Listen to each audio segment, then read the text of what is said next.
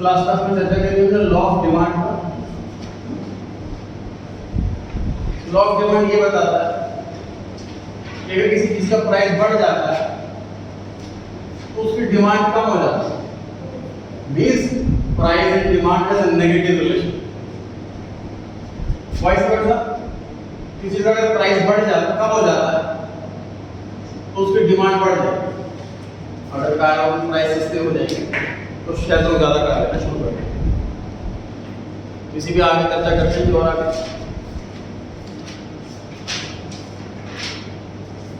130 page number, topic दिया हुआ सबसे नीचे demand curve.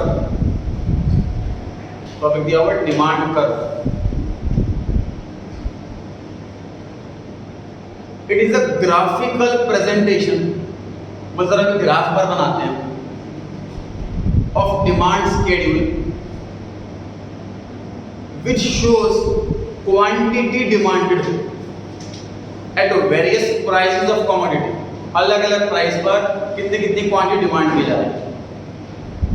There is inverse relation, मतलब उल्टा relation, opposite relation between price and quantity demanded.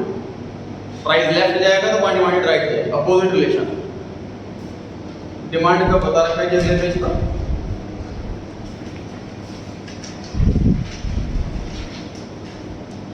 Origin पे 0 लिखा हुआ है, एक्स एक्सिस पर क्वांटिटी लिखा हुआ है, वाई एक्सिस पर प्राइस लिखा हुआ है। अगर प्राइस P1 है तो क्वांटिटी Q1 है, और जो डिमांड का D लिखा हुआ है, D कर्व, जो कर्व बना हुआ है उसका हमने D नाम दिया हुआ है, D stand for demand curve. Notice करें जब प्राइस P1 से P2 हो गया तो मुझे बताओ प्राइस कम हुआ कि बढ़ा? कम हुआ, नीचे जा रहा है ना। मतलब प्राइस P1 से P2 हो गया तो मतलब प्राइस कम हुआ, तो क्वांटिटी बढ़नी चाहिए कि कम होनी चाहिए? बढ़नी चाहिए। चेक करो, जो क्वांटिटी Q1 से Q2 ये तो बढ़ी,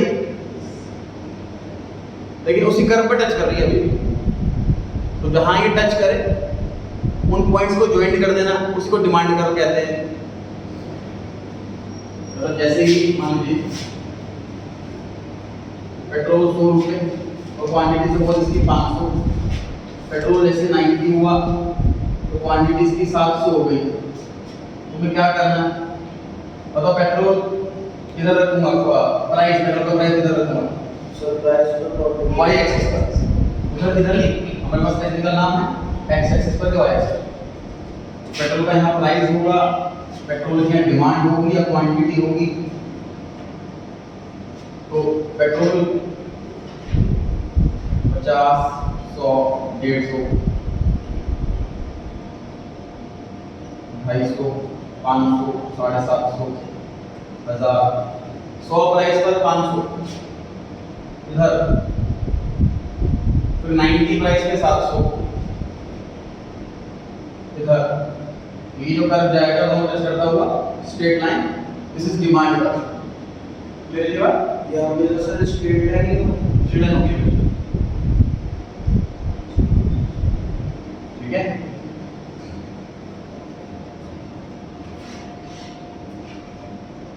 नीचे लिखा हुआ है कि स्लोप ऑफ डिमांड कर्व। मेरे क्वेश्चन करेंगे, इसमें स्लोप निकालेंगे। उस पर क्या होता है, चेंज इन प्राइस को न्यूमरेटर रखो, चेंज इन क्वांटिटी को डिनोमिनेटर रखो, फिर आंसर आएगा। वो जो एग्जांपल है तो सॉल्व करके बताओ, एग्जांपल सॉल्व करके बताओ। बताओ न्यूमरेटर में क्या लिखो? एग्जांपल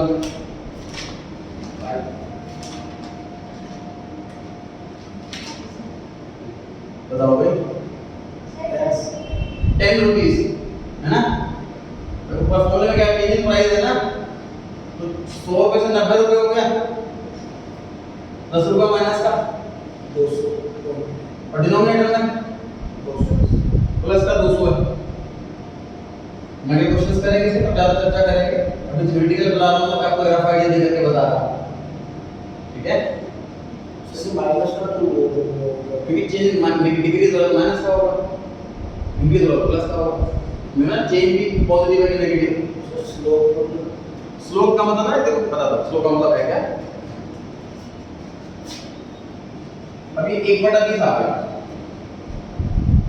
इससे पता क्या हो गया, हम इसका मीनिंग ये निकल के आ रहा है कि अगर पेट्रोल का प्राइस 1 रुपये बदलेगा तो इसकी क्वांटिटी 20 यूनिट बदल जाएगी।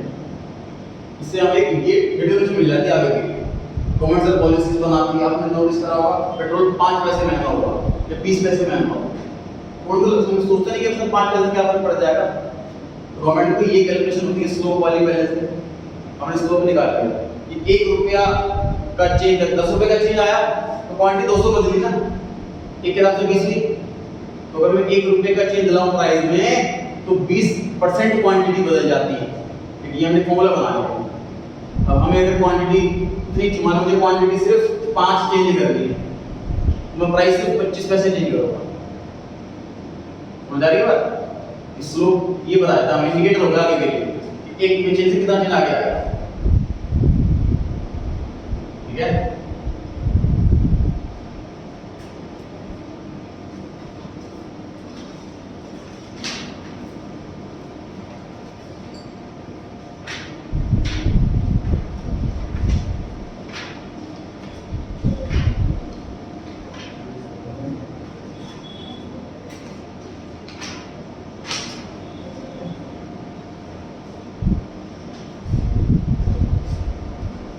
पेज 127 पे एक मिड में टॉपिक दिया हुआ है कंज्यूमर बजट। देखिए पेज 127 पे एक मिड में टॉपिक दिया हुआ है कंज्यूमर बजट। पढ़ते हैं पर it states the real income और purchasing power of the consumer from which he can purchase certain quantitative bundles of 2 goods at a given price. क्या मतलब हुआ कि मान लीजिए भाई मेरा बजट 500 रुपए का, मुझे 2 आइटम खरीदनी। अब मैं मेरी चॉइस है कि मैं आइटम 1 ज्यादा लूं या 2 ज्यादा लूं, या 2 ज्यादा लूं या 1 ज्यादा लूं। तो मेरे पास चॉइस है, मैं 2 भी ले सकता हूं, लेकिन मेरे पास बजट वही रहेगा, ये मान के चल रहे हैं। इसे कहते हैं कंज्यूमर बजट। एक क्वेश्चन से लिखना फिर दोबारा रिपीट करता हूं मैं इसको।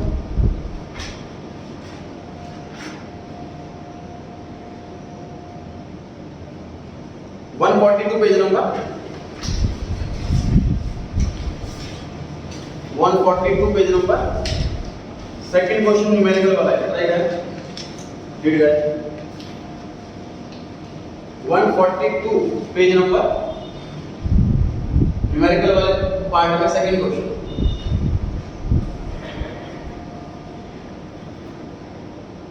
पहले आप ट्राई करके मैं समझाऊंगा।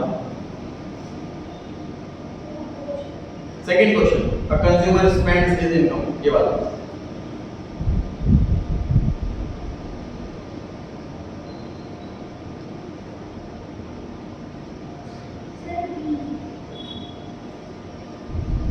आपके हिसाब से बी ऑप्शन आंसर है?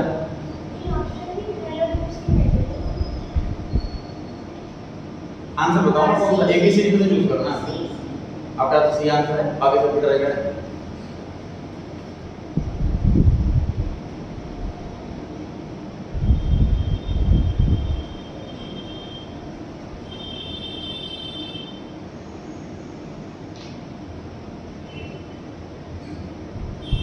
तो मेरे पास 60 रुपीज है, मेरे पास 60 रुपीज है और मेरे पास 2 आइटम है खरीदने के लिए।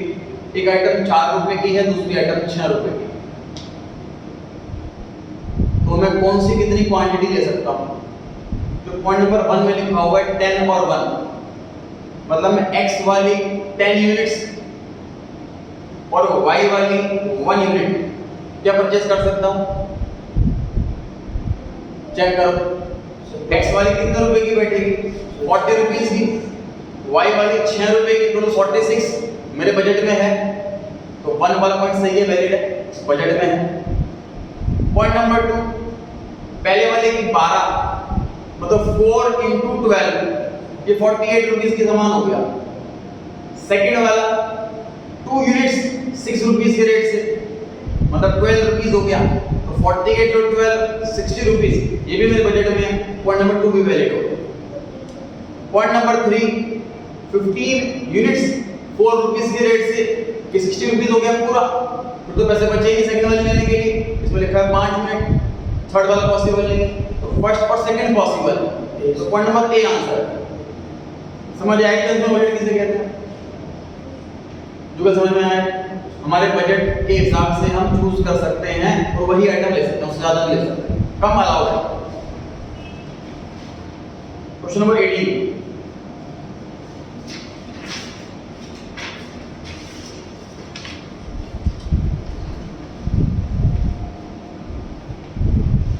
ट्राई करेंगे आप लोग सबसे बस मैं बताता हूं।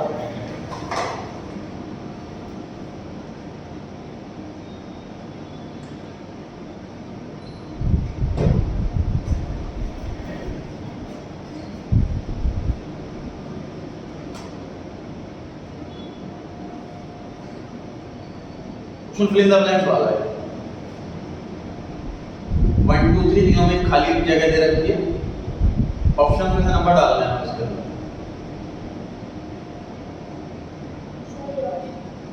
ये ऑप्शन आंसर आपके हिसाब से, बाकी सब पे ट्राई करें।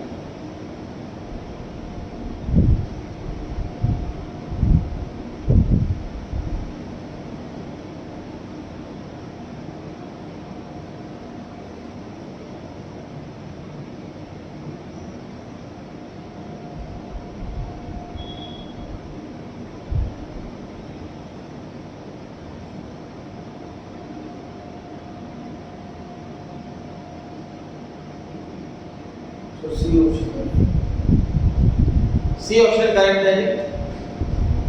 आप लोग फिल करके चेक कर सकते हैं। पॉइंट नंबर 1 में ब्लैंक की जगह 20 रखो, तो 20 यूनिट्स और पहले वाली 20 रुपए की है, तो 20 × 20 400 रुपए हो गया। अगली वाली 0 है, 400 रुपए ही हमारे पास टोटल वैलिड हो गया। अगली वाले में 2 लिखा हुआ है, तो 16 20 के रेट से और 2 40 के रेट से 400 के अंदर है।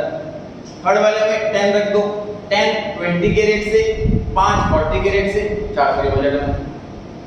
इजी है बिल्कुल। 19 question,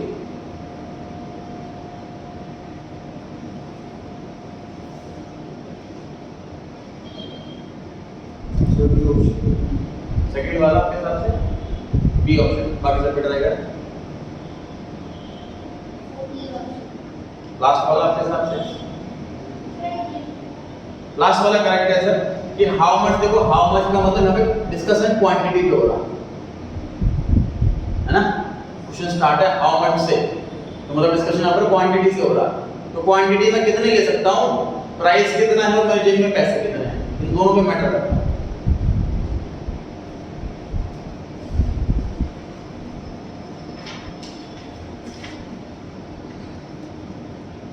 151 page number,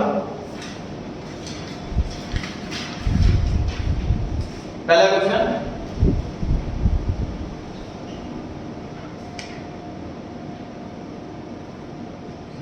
normal good किसे कहते हैं सर? नॉर्मली प्राइस बढ़ने पे डिमांड कम होती है, तो नॉर्मल गुड वो है जिसका प्राइस इंपैक्ट नेगेटिव है। दोबारा सुनें सर, नॉर्मली लोगों की अगर इनकम बढ़ती है तो डिमांड बढ़ती है। सर हमारे गांव में ऐसे भी घर है, जैसे मेरे रिलेटिव हैं, उनके घर में 4 लोग हैं लेकिन 6 कार है। घर में लोग ही 4 है लेकिन कार 6 है। इनकम बढ़ी उनकी तो डिमांड बढ़ गई, एक 6 सीटर 7 सीटर भी होनी चाहिए कार। तो प्राइस नॉर्मली इनकम बढ़ने से अगर डिमांड बढ़ती है तो वो गुड नॉर्मल गुड, मतलब इनकम इंपैक्ट पॉजिटिव। समझिए इस चीज को, एक नॉर्मल गुड वो होता है इसका प्राइस का इंपैक्ट तो नेगेटिव होता है लेकिन इनकम का इंपैक्ट पॉजिटिव होता है। इनकम बढ़ेगी डिमांड बढ़ेगी, इनकम घटेगी डिमांड घटेगी, नॉर्मल है। प्राइस बढ़ेगा डिमांड कम हो जाएगी, प्राइस कम हो जाएगा डिमांड बढ़ जाएगी, नॉर्मल है। पढ़ लीजिए आंसर।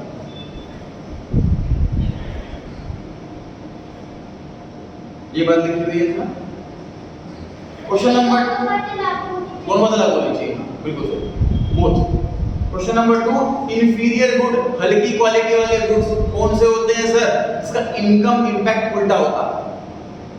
अगर मेरी आमदनी बढ़ेगी तो मैं इंफीरियर गुड्स नहीं लूंगा, लेना बंद कर दूंगा, घटिया क्वालिटी के गुड्स लेना बंद कर दूंगा। अगर मेरी इनकम घट जाएगी तो मैं घटिया क्वालिटी का गुड्स लेना ज्यादा शुरू कर दूंगा।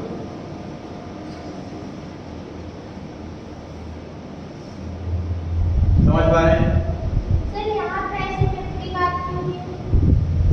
इंफीरियर गुड्स में प्राइस का इम्पैक्ट इसलिए नहीं करा गया क्योंकि हम प्राइस से जजमेंट नहीं कर सकते, इनकम से जजमेंट कर सकते। इंफीरियर गुड्स का अगर प्राइस बढ़ेगा तो शायद वो नॉर्मल गुड के रेट के बराबर आ जाएगा, फिर कंपैरिजन नहीं हो पाएगा हम लोगों को। ठीक है? नहीं, इंफीरियर गुड्स की क्वालिटी प्राइस अगर बढ़ेगा तो प्राइस शायद नॉर्मल गुड्स का भी बढ़ेगा, तभी बढ़ता है इंफीरियर का। सिंपल सी बात सर, इंफीरियर गुड का प्राइस हमें नॉर्मल गुड के कंपैरिजन में रखना पड़ता है बिजनेसमैन को। दोनों प्राइस बराबर नहीं हो सकता। फोटोकॉपी पेपर की बात करूं अगर मैं, सबसे जो टॉप क्वालिटी का आता है वो सेंचुरी वाला आता है, सेंचुरी कंपनी तो टॉप क्वालिटी का होता है। सेकंड क्वालिटी जो होती है वो बिंदल होती है, बिंदल के नाम से ब्रांड आती है, वो सेकंड वाली क्वालिटी, उसके रेट कम है। तो उसके नीचे तो काफी सारी वैरायटी है।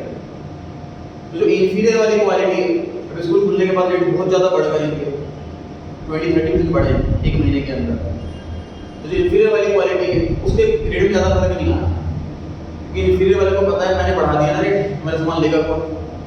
मेरा सामान वही ले रहा है, उसकी बजट नहीं। सर खुली मैदा मिलती है, खुली सूजी मिलती है, मैं जैसे एक बार पैकेट लेने गया सूजी का, उस पर डेट एक्सपायर्ड की थी, मैं कहा सर चेंज करो उसको, एक्सपायर डेट है। कहता सर इसको मैं खुला बेचूंगा, खराब बात कुछ नहीं होता।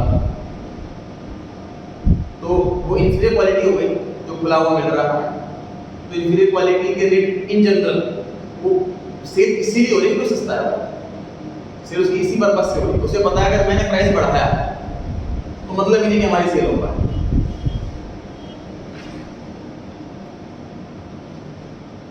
और छोटा एग्जांपल अपने कोचिंग लाइन में दे देता हूँ मैं। सर ऐसे सेंटर्स हैं, कोचिंग सेंटर हैं कि कम फीस है, बहुत कम फीस है, क्योंकि उनको पता है कि हमारे पास क्वालिटी नहीं है। मैं स्टूडेंट्स अगर अपने पास आ सकता हूँ तो मैं फीस की वजह से, मेरे पास वो बच्चा आ रहा है जिसको उसको फीस देखनी है कि भाई इसकी फीस मान लीजिए कोई आशीष सर की 1100 रुपये महीना ले रहे हैं और ये इंस्टीट्यूट में यहाँ पे 800 रुपये महीना फीस है, तो मुझे 300 महीना बचेंगे तो मैं इसलिए जा रहा हूँ। वो बच्चा हो जाता है उसके पास, उसको फीस की वजह से मदद है उसके पास, मतलब इसको अमाउंट मैटर करता है, मतलब क्वालिटी मैटर नहीं करती इसके लिए। समझ रहे इस बात को? तो इंफीरियर वाला कॉन्सेप्ट ये है कि प्राइस की वजह से टिका हुआ होता है वो, अगर वो प्राइस बढ़ा देगा तो सेल खत्म हो जाएगी।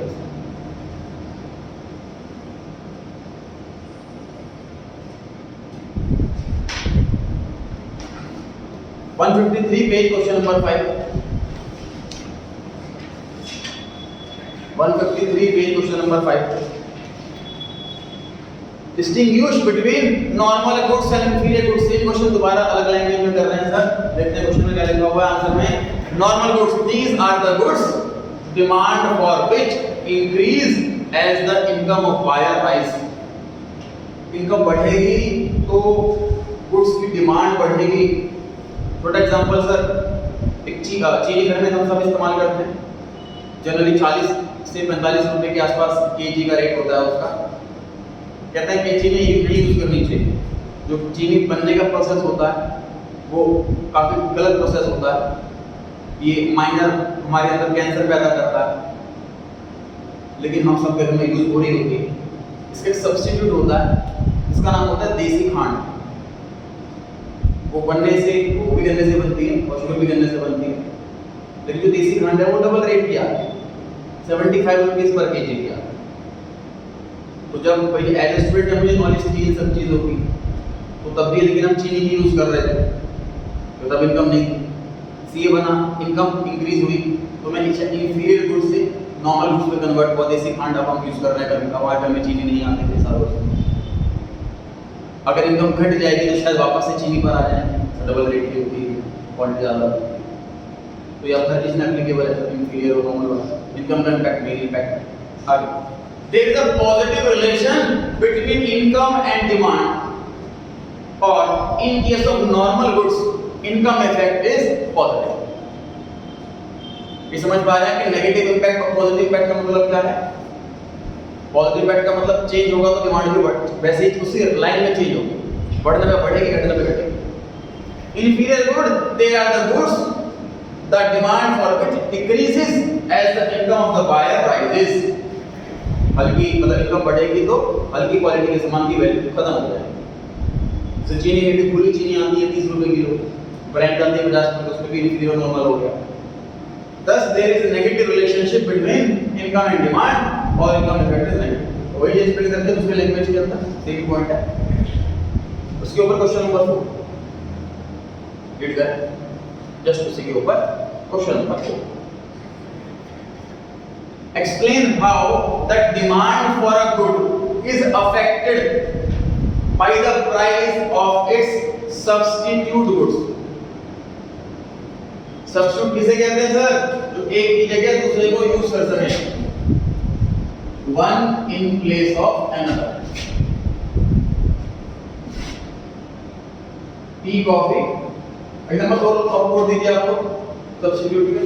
सर पेट्रोल कार है, पेट्रोल कार और इलेक्ट्रिक कार। फॉर एग्जांपल दीजिए सब्स्टिट्यूट के,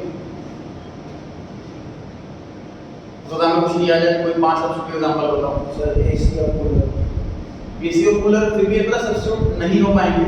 सब्स्टिट्यूट हम तब बोलते हैं तो वैसे हिसाब से ना कार और स्कूटर सब्स्टिट्यूट हो जाएंगे, तो दोनों ट्रांसपोर्ट के साधन। लेकिन नहीं, वो जिसको स्कूटर का लेना है, टू व्हीलर, उसका पर्पस अलग हो गया है ना। कूलर एक हमारी जो एक मतलब जो अलग इनकम ग्रुप के लिए है कूलर, और एसी अलग इनकम ग्रुप के लिए है, ठीक है। फिर तो फैन भी आ जाएगा उसके अंदर, है ना। तो हमें क्या देखना है, मतलब नियर वो होनी चाहिए सब्स्टिट्यूट, नियर सब्स्टिट्यूट। हाँ जी, पेन और पेंसिल ये भी सब्स्टिट्यूट में नहीं आएगा। सर प्लास्टिक की बॉटल और मेटल की बॉटल। प्लास्टिक की बॉटल और मेटल की बॉटल नहीं, क्यों?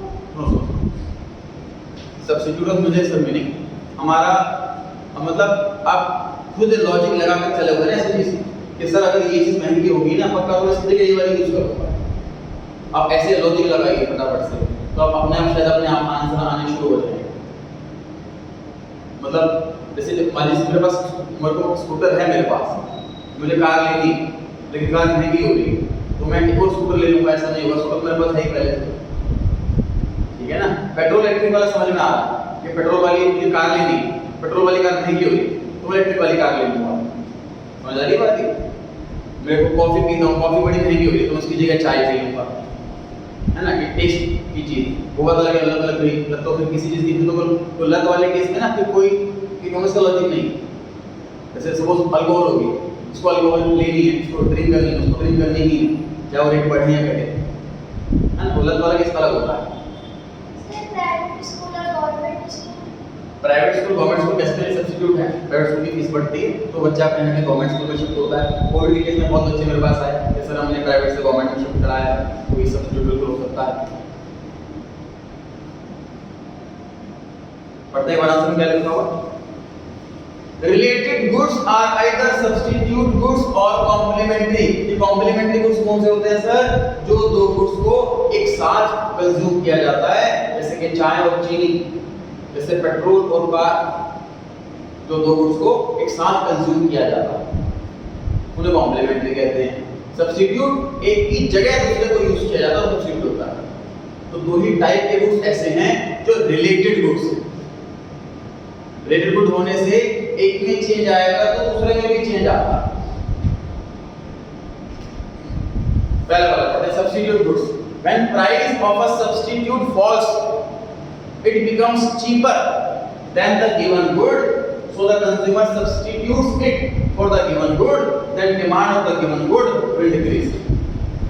लैंग्वेज बहुत ज्यादा इजी नहीं है, बार-बार गिवन गुड लिखा हुआ है। गिवन गुड का मतलब इसकी बात कर रहे हैं। मान लीजिए मैं इस टाइम बात कर रहा हूं चाय, मेरा मेन टॉपिक चाय है, और इससे रिलेटेड गुड है कॉफी, ये रिलेटेड है, लेकिन हम बात कर रहे हैं चाय की, चाय की डिमांड, चाय के प्राइस पे बातें कर रहे हैं। तो अब पढ़ते हैं इसी को। The price of a substitute, मतलब कि किसका प्राइस? कॉफी का। फॉल्स, इसका प्राइस, कॉफी का प्राइस कम हो गया। इट बिकम्स चीपर, ये सस्ता हो गया। देन द गिवन गुड, चाय से गिवन गुड ना जिस गुड की हम बात कर रहे हैं। आगे, so the consumer substitute it, P को सब्स्टिट्यूट कर देगा for the given good, then demand of the given good will decrease. Given good की डिमांड, लेकिन चाय की डिमांड कम हो जाएगी। जब कॉफी सस्ती हो गई तो मैं चाय की कॉफी पी लिया करूंगा, डिमांड कॉफी की बढ़ जाएगी, चाय की अपना कम हो जाएगी। जबकि प्राइस, ये चाय के प्राइस में कोई चेंज नहीं है। समझे इस चीज को? सिंपल सी बात है, गवर्नमेंट स्कूल्स में फीस उतनी है, तब भी डिमांड बढ़ गई कोविड में एडमिशंस के लिए, क्योंकि प्राइस बढ़ गए उसके स्कूल्स के, फीस बढ़ गई। ये इनकम इम्पैक्ट समझ लो कि इनकम कम हो गई। ठीक है? सर चाय और कॉफी सब्स्टिट्यूट कैसे कर सकते हैं? चाय और कॉफी तो दोनों भी ना, देखो इकोनॉमिक्स के हिसाब से तो बेसिक माना गया है, एग्जांपल इसमें दिया गया है कि दोनों टेस्ट के लिए होते हैं, दोनों टेस्ट के लिए होते हैं। जैसे कि कोल्ड ड्रिंक हो गई, थम्स अप हो गई, कोका कोला हो गई, दोनों टेस्ट के लिए। तो अगर कोका कोला महंगी है तो थम्स अप पी लूंगा, ऐसे ही चाय सब, और कोई घर पे गेस्ट आता है तो चाय लोगे नहीं कॉफी लोगे, तो दोनों टेस्ट के लिए तो बताता है। भूख तो लगी उसको उससे पेट भरना है। तो हम भी शायद, हमारी तो कॉफी महंगी है तो शायद मैं चाय रखूंगा, चाय पूछूंगा अपने गेस्ट को, कॉफी पूछूंगा ही, कॉफी अगर महंगी है। अगर चाय महंगी तो शायद मैं कॉफी पूछूंगा, चाय पूछूंगा नहीं। सर तो मोस्ट ऑफ द टाइम वो जो चाय पीते हैं और कॉफी पीते ही नहीं। मैंने कहा ना आपको, देखो हम लत की या हैबिट की बात नहीं करेंगे यहाँ पर, तो फिर कोई लॉ फॉलो ही नहीं होगा। सर मेरे को मान लीजिए देसी खाने की कोई हैबिट पड़ गई है, मैं चीनी यूज नहीं कर सकता, तो फिर चाहे मेरी इनकम घट जाए, बढ़ जाए, कुछ भी हो जाए, मैं तो वही यूज करूँगा, फिर तो लॉ लगेगा ना। हम जो भी लॉ बनाते हैं, बोलते हैं there is a rational consumer, ये टर्म इस्तेमाल करते हैं कॉमर्स के अंदर। रेशनल मतलब एक आम समझदार इंसान जो कि अपनी हैबिट को प्रिवेल नहीं करता, एक समझदारी करता है हर चीज के अंदर कोई डिसीजन लेने के लिए। सर मैंने 8 साल पहले एक लैपटॉप लिया था, उस टाइम टच स्क्रीन लैपटॉप भी थे मार्केट के अंदर, लेकिन मुझे लगा कोई नीड नहीं है 20,000 रुपए से किसी चीज के खर्च करने में कोई समझदारी नहीं है, मेरा रैशनल डिसीजन था। 2 साल पहले मैंने नया लैपटॉप लिया, अब मुझे लग रहा है कि मुझे टच स्क्रीन की रिक्वायरमेंट है, मुझे जिस हिसाब से काम करना होता है लैपटॉप के अंदर, तो मैं टच स्क्रीन का लैपटॉप लिया, चाहे 20-25 हज़ार महंगा है। This is a rational decision, मुझे इसकी हैबिट है, मैं तो यही पीता हूँ, फिर आंसर नहीं आएगा कोई इसका।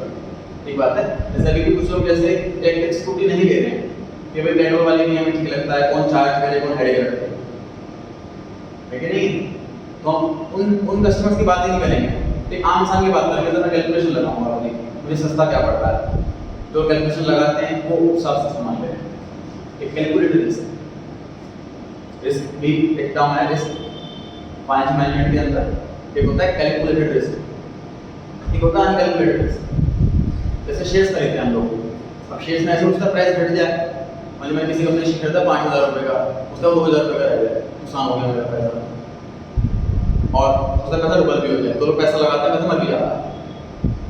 लेकिन जब शेयर में पैसा लगाना चाहिए तो कहते हैं पढ़ाई लिखाई करो प्रॉपर, उसकी मार्केट की नॉलेज लो फिर लगाओ, उस रिस्क को बोलते हैं कैलकुलेटेड रिस्क।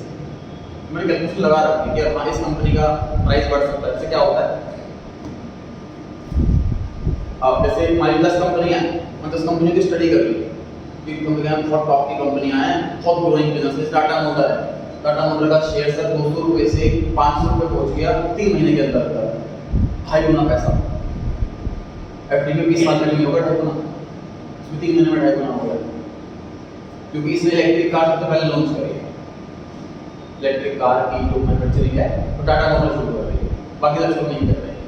उसको लगा कि ये मार्केट ले जाएगा, तो वो ये लगा 10 कंपनी हमने चूज कर ली, इनने पैसा लगाना है, मेरे पास 10 लाख रुपए है सपोज, मैंने 1 लाख पैसा में लगा, तो मैं कैलकुलेशन लगा रखी है। अब इसमें पैसा इतना 10 गुना हो जाएगा मेरा, इसमें डबल, इसमें ट्रिपल, इसमें शायद आधा रह जाए, ओवरऑल तो पैसा बढ़ेगा ना। This is calculated risk. ठीक, एक होता है अनकैलकुलेटेड रिस्क कि मेरे फ्रेंड ने बोला उस कंपनी के शेयर ले बहुत बढ़िया हो जाएगा। जिस बैंक में फ्रॉड हुआ, उसके ओनर के घर पे रेट बढ़ी, 2800 करोड़ की प्रॉपर्टी निकली बिना उसके बिना, मतलब पर्सनल नाम पर। उसने बैंक से फ्रॉड कर करके पैसे अपने पर्सनल नाम पे ले रखे थे, तो जब ये न्यूज़ आई शेयर प्राइस में टूट गिर गई।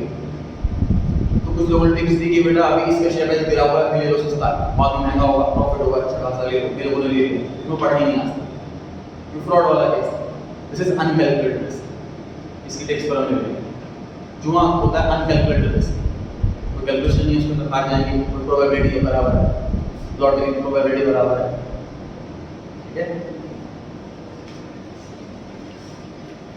Similarly, a rise in the price of the substitute will result in increase in the demand of the given good. मतलब अगर कॉफी के प्राइस महंगे हो जाएंगे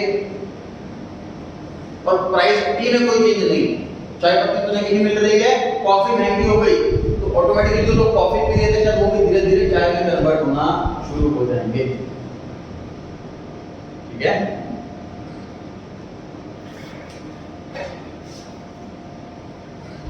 सबसे पहले पेज पर आ गए,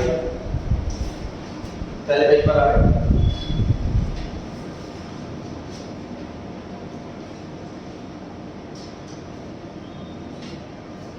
पहला वर्ड लिखा हुआ है consumer. Consumer is an economic agent who consumes final goods and services to fulfil his basic needs. Consumer एक अलग वर्ड है, कस्टमर एक अलग वर्ड है। कस्टमर वो जो दुकान पे सामान खरीदता है, कंज्यूमर वो जो उस सामान को यूज करता है। जैसे अगर मैं अपने बच्चे के लिए डायपर खरीदने जा रहा हूँ तो मैं कस्टमर हुआ और मेरा बच्चा जो है वो कंज्यूमर हुआ, ठीक है।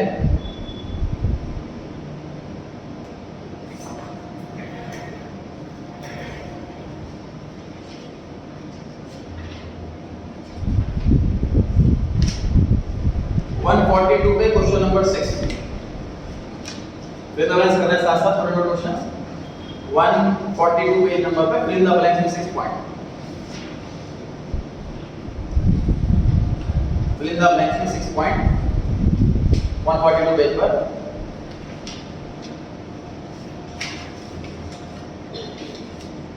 Dash is an economic agent who consumes final goods and services to fulfill his basic needs. Consumer answer हुआ ये। वापस आगे उसी पेज पर अपने कोई उंगली हाथ लगा लेना, मतलब कि बार-बार हमें आप थिंकिंग करनी होगी। सेकंड वर्ड लिखा है कि utility.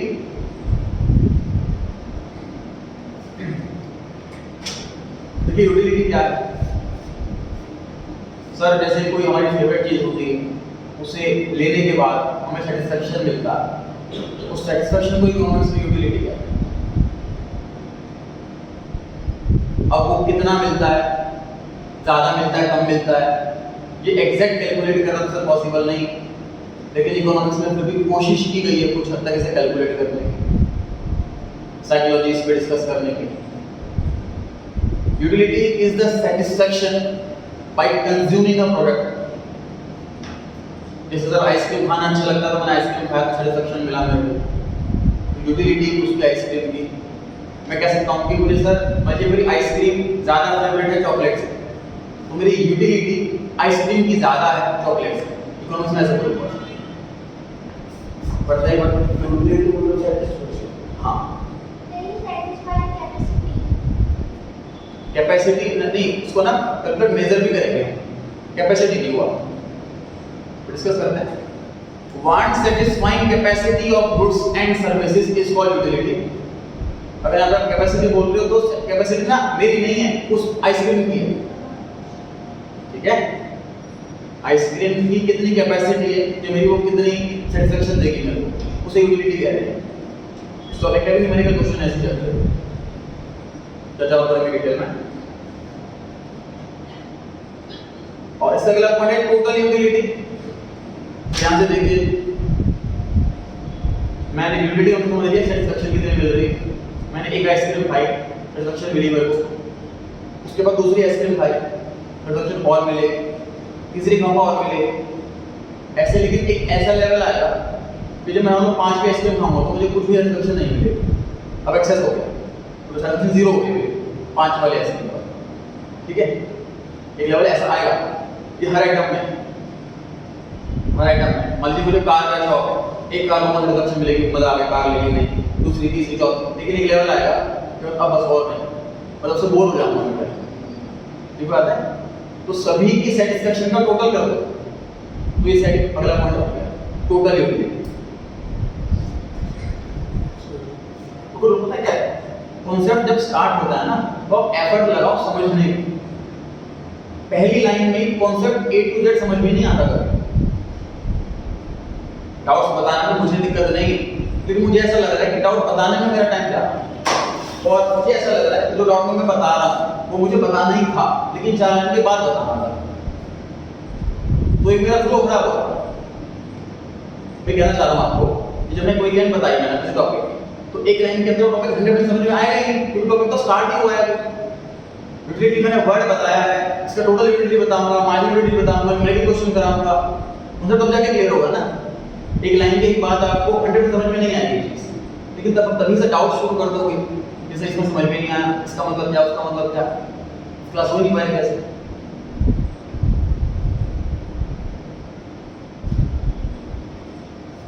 Total utility is the sum of satisfaction या फिर sum of utility a consumer gets from the consumption of all the units, all the streams of a commodity एक ही आइटम की at a given time। Time भी सब same होना, समझ लो इसको, sir मैं आइसक्रीम आज खाऊंगा मजा आएगा, एक हफ्ते बाद खाऊंगा उतना ही मजा आएगा, एक हफ्ते बाद खाऊंगा उतना ही मजा आएगा, कंडीशन बराबर रहेगी तब नहीं घटेगी।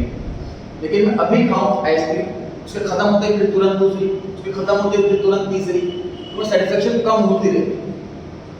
यहाँ पे साइकोलॉजी में डिस्कशन चल रहा है, ठीक है। सबका टोटल यूटिलिटी। तीसरा वाला मार्जिनल यूटिलिटी, समझो इस चीज को बोर्ड में देखें। सेटिस्फेक्शन सर अगेन मेजर नहीं हो सकता, लेकिन एक समझने के लिए मैं अगर मेजर करना चाहूं, एक आइसक्रीम खा करके मुझे मान लीजिए 10 पॉइंट्स का सेटिस्फेक्शन मिला, तो सेकंड वाले आइसक्रीम खा करके शायद मुझे 8 या 9 पॉइंट का रिडक्शन मिलेगा, पहले वाले से कम मिलेगा, और ये ऑब्वियसली हर एक यूनिट में घटता जाएगा। अगले वाले में शायद 6, अगले वाले में शायद 2, उससे अगले वाले में शायद 0, ठीक बात है। तो मार्जिनल सेटिस्फेक्शन मतलब एडिशनल, मार्जिनल मतलब additional, marginal means additional satisfaction. निकाल रहा हूं यहाँ पे टोटल यूटिलिटी, ध्यान से देखना होगा टोटल यूटिलिटी। ये यहाँ पे लिखी मैंने यूनिट्स 1 2 3 4 5। एक मिनट में 10 मिनट मेरे को 2 आइसक्रीम खाने से 18, ये देखो बल्ले पड़ने नहीं पड़ रहा, वो आइसक्रीम खाने से टोटल सेटिस्फेक्शन मुझे 18 मिला टोटल, 3 खाने से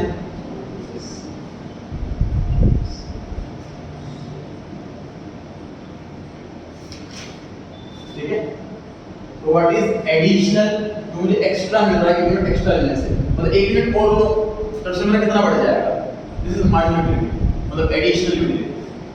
मार्जिनल वर्ड का मीनिंग एडिशनल होता है, मार्जिनल वर्ड का मीनिंग भी एडिशनल होता है।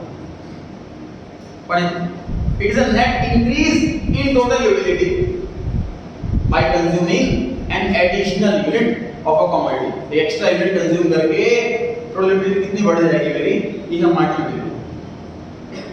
मार्जिनल यूटिलिटी क्या है, टोटल यूटिलिटी से इसमें 8 का चेन आया तो 8 है मार्जिनल यूटिलिटी, चेन आया इसमें 6 का 6 है मार्जिनल यूटिलिटी, इसमें चेन आया 2 का 2 है मार्जिनल यूटिलिटी, चेन आया 0 का 0 है मार्जिनल यूटिलिटी। तो ये तो है मार्जिनल यूटिलिटी, मार्जिनल यूटिलिटी ये तो है।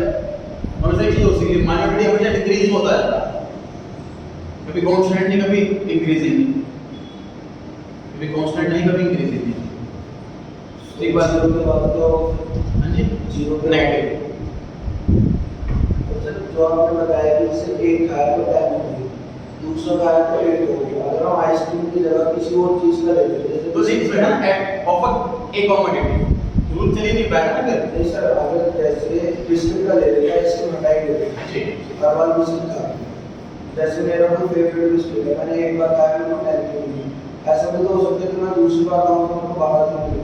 पॉसिबल ही नहीं है ऐसा, कभी सोच के देख लो। एक बार मैंने बिस्किट खाया मेरे को कम अच्छा लगा, दूसरी बार खा के ज्यादा भी तो ऐसे कैसे हो सकता है भाई? आपका कोई फेवरेट बिस्किट है, आपका बहुत टाइम से मन कर रहा है खाने का, आप परचेज करके लिया है छोटा पैकेट 5 रुपए का फॉर एग्जांपल, और आपने वो पैकेट खा लिया, आपको मजा आ गया खा के 10 पॉइंट से मिल गया। अब आपको दो और खाने का मतलब दूसरा पैकेट लिया है, उसमें रिजर्वेशन पक्की बात है पहले वाले से कम मिलेगी, ऑब्वियस बात है, ज्यादा कैसे मिल सकती है? सोच के देखो, उसे टाइमिंग भी सेम होनी चाहिए और आइटम भी सेम होनी चाहिए। सर एक बिस्किट के पैकेट में 5 बिस्किट्स होते हैं, जैसे मैं एक पीस बिस्किट एक कमोडिटी ना मतलब एक पैकेट से मतलब है, कमोडिटी मतलब एक पीस, एक बाइट नहीं होगा, तो बाइट में भी आ जाएंगे, है कि नहीं? है ना, एक कमोडिटी का मतलब एक पर्टिकुलर यूनिट, कंप्लीट एक यूनिट को कंप्लीट यूज कर रहा हूं।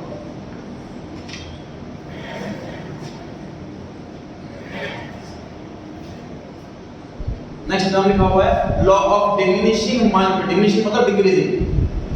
तो इस लॉ में हम क्या सीखने वाले हैं कि मार्जिनल यूटिलिटी डिक्रीज होती है हमेशा, ये लॉ है इकोनॉमिक्स का। पढ़ते क्या लिखा है? As consumer consumes more and more units of a commodity, commodity मतलब वो आइटम जो भी आइसक्रीम या बिस्किट कुछ भी, तब मार्जिनल यूटिलिटी जो ड्राइव हो रही है, जो क्रिएट हो रही है, जो जनरेट हो रही है फ्रॉम ईच सक्सेसिव अगले वाले से, सक्सेसिव मतलब बाद वाली होती है, units goes on declining, declining मतलब again decreasing, decline decrease diminish सब सिनोनिम। ये ऑलरेडी कंज्यूम करी कंज्यूम कम और करी कंज्यूम कम कम होते जाएगी। इसी जगह एग्जांपल घूमने पर ले लो, अगर मैं सेम जगह पर घूमने जा रहा हूं, फर्स्ट टाइम में मजा आएगा, सेकंड जगह जाऊं सेम जगह पर कम मजा आएगा, थर्ड टाइम और कम मजा आएगा। तो ये law as a rational person, again इसमें भी देखो एक्सेप्शंस नहीं कवर की जाती, लॉ एज अ चला बनाया जाता है। फॉर एग्जांपल अल्कोहल है, किसी को लत है तो उसको भी इन्फेक्शन सभी में मिल रहा है, सेकंड में भी थर्ड में शायद इक्वल मिल रहा है, व्हाटएवर। हम जो लेके चलते हैं law as a rational person लेके चलते हैं, रेशनल आइटम लेकर के चलते हैं, एक्सेप्शंस। ठीक है जी, अब हम आगे हैं जी फिल इन द ब्लैंक्स में सेकंड वाला page, second question, page number 141 fill in the blank second point.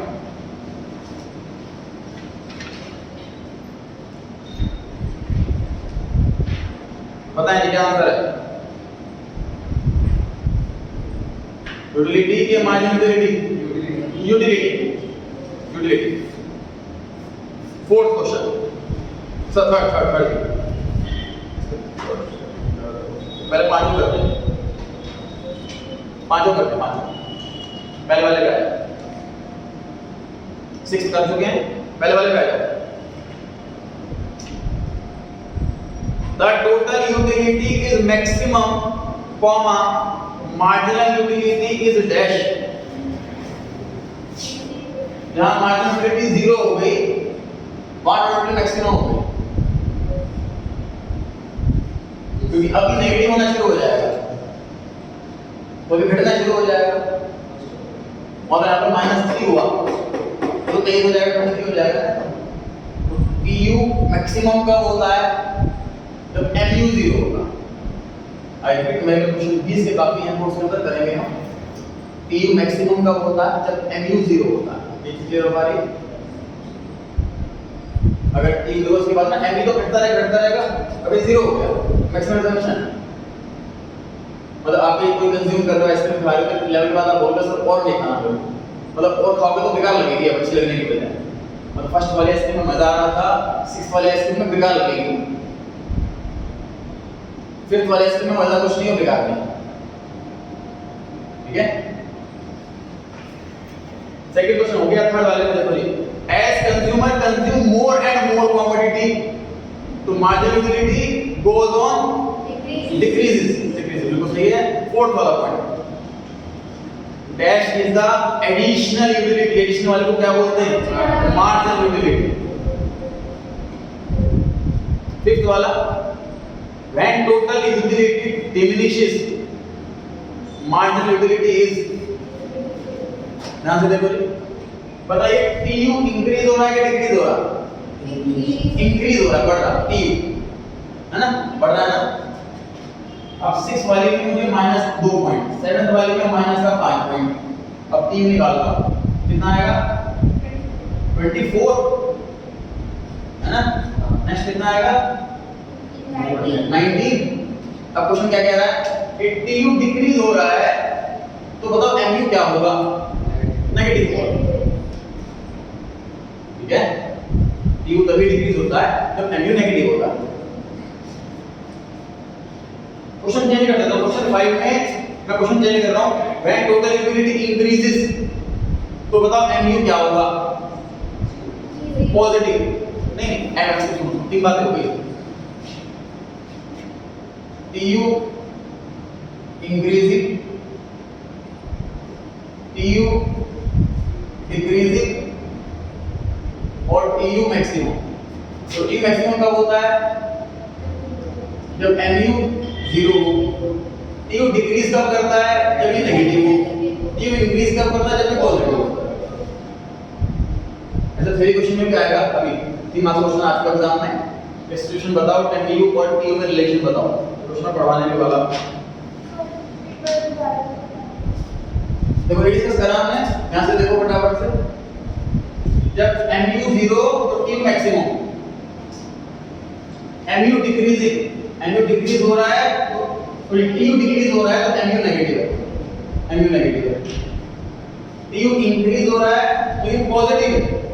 Positive मतलब नेगेटिव में नहीं है, बस चाहे बढ़ रहा है चाहे घट रहा है ना, है तो पॉजिटिव। तो जब पॉजिटिव होगा तो घट रहा होगा।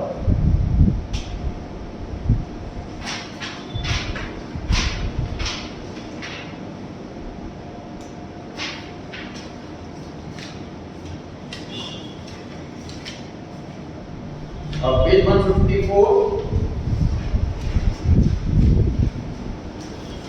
8th क्वेश्चन 154 पे 8th question. Define the marginal utility. It is addition to the total utility as consumption is increased by one more unit. Extra consume करिए, एक्स्ट्रा यूनिट कंजम्पशन मिलेगी।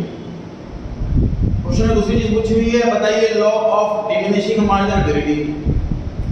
It states that as consumer consume more and more units the utility derived from each successive unit goes on decreasing। ज्यादा consumer का consume कम हो जाएगा। According to the law of TU, according to the law TU increase होता है लेकिन घटते हुए रेट से। क्या मतलब वो घटते हुए रेट से? जब एमयू इंक्रीज होता है हाँ, तो यहाँ पे मतलब यहाँ पे चेंज जो आया 1 मिनट पे 10 है तो 2 के हिसाब से 20 होना चाहिए, लेकिन सिर्फ 18 तो घट रहा है। मतलब बढ़ तो रहा है लेकिन बड़े घटते हुए रेट से बढ़ रहा है। समझ रहे चीज को?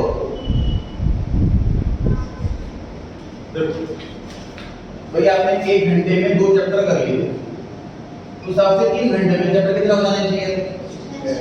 लेकिन आपने 5 चैप्टर करे तो है तो ज्यादा ही है तो इंक्रीजिंग लेकिन डिक्रीजिंग रेट से। अब समझ में आ रहा है? मतलब बढ़ तो रहा है लेकिन जिस रेट से बढ़ना चाहिए था उस रेट से नहीं बढ़ रहा है ना। 1 पे 10 2 पे 20 होना चाहिए, डबल नहीं होना लेकिन बढ़ रहा। 3 पे 30 होना चाहिए, ठीक है। एवरेज कर लो ना, काम लो। यहाँ पर देखो पर यूनिट 10 रुपए है, यहाँ पर यूनिट 9 है, यहाँ पर यूनिट 8 है ना। तो पर यूनिट मतलब डिक्रीज हो रहा है ना, मतलब पहले 1 पॉइंट में 10 का मतलब अगले में सिर्फ 9 का, अगले में सिर्फ 8 का, तो रेट डिक्रीज हो रहा लेकिन टोटल इंक्रीज हो रहा, ठीक है। तो डिक्रीजिंग रेट से। क्वेश्चन नंबर 7 से लास्ट क्वेश्चन कंप्लीट रहेगी। टीयू और एमयू में रिलेशन बताना है with the help of a schedule. तो जो न्यूमेरिकल नंबर्स लिखे हैं हमारे आंसर का पार्ट है, क्वेश्चन में गिवन नहीं होगा, अपनी तरफ से वैल्यू लिखनी है। जैसे मैंने लिखी है बोर्ड पर वैसे लिखी है। इसके अंदर टोटल यूनिट्स देखिए 0 पे सब कुछ 0, 1 यूनिट कंज्यूम करी तो 8 पॉइंट का मजा आया। एमयू भी 8, टीयू भी 8। सेकंड यूनिट कंज्यूम करी सिर्फ 6 पॉइंट का मजा आया। एमयू 6, टोटल 8 + 6 14, ठीक है। यूनिट्स बढ़ते जा रहे हैं, एमयू घटता जा रहा है और एमयू ऐड होता जा रहा है टीयू में। नोटिस कर पा रहे हैं सभी? एमयू टीयू में ऐड होता जा रहा है। एमयू जैसे 0 हो गया टीयू मैक्सिमम हो गया, जैसे एमयू नेगेटिव हो गया टीयू डिक्रीज होना शुरू हो गया। अब जो हमने न्यूमेरिकल में लिखा हुआ है उसी को वर्डिंग में लिखा हुआ है नीचे 1 2 3 पॉइंट में। पहले पॉइंट में क्या लिखा हुआ है? पहले पॉइंट में लिखा हुआ है जैसे जैसे mu घटता जाएगा लेकिन पॉजिटिव रहेगा तो tu बढ़ेगा, भले डिक्रीजिंग रेट से बढ़े लेकिन बढ़ेगा। सेकंड पॉइंट क्या रहा है? mu जैसे 0 बन जाएगा वो tu का मैक्सिमम लेवल होगा। थर्ड पॉइंट, जैसे mu नेगेटिव होना शुरू हो जाए तो tu भी घटना चालू हो जाएगा। अपने पढ़ाई को ले लो सर, पढ़ाई करने बैठते हैं तो पहले घंटे में अच्छा उठ रहा था, फ्रेश माइंड है, देन सेकंड आवर में थकावट सी हो गई और कितना कम, थर्ड आवर में और कम, एक लेवल ऐसा आता है कि आप एक घंटे से बैठे हो कुछ भी नहीं हुआ, उसके बाद भी आप पढ़ने बैठे हो तो कुछ पीछे वाले भूल जाओ, सैटिस्फैक्शन कम होता रहेगा। ये लॉ है इकोनॉमिक्स के हिसाब से, एज अ जनरल रूल ये लॉ है, सैटिस्फैक्शन डिक्रीज ही होता है। तो जहां हमारा सैटिस्फैक्शन मैक्सिमम आ जाए, जहां mu 0 हो जाए, लॉ कहता है वहां पे रुक जाओ। मतलब आप पढ़ाई करने बैठे हो, पहले घंटे में आपने 5 पेज पढ़ लिए अच्छे से, सेकंड वाले आवर में सिर्फ 4 ही पेज पढ़ पाए आप, लेकिन पढ़ते रहो। जब आपको लगे कि 0 आ गया, आपको इस एक घंटे में आपको 0 आया, तब रुक जाओ, तो आगे मत पढ़ो। तो हम सेटिस्फाई, हम कोई चीज कंज्यूम कर रहे हैं तो कंज्यूम करते जब तक 0 पे ना पहुंच जाओ, जब 0 पे पहुंच जाए तब कंज्यूम करना बंद करो। वो ये सिखाता है ये वाला। ठीक है जी, और क्वेश्चन करेंगे इस आने वाली क्लासेस में। आज के लिए इतना ही, फटाफट पूछ सकते हैं।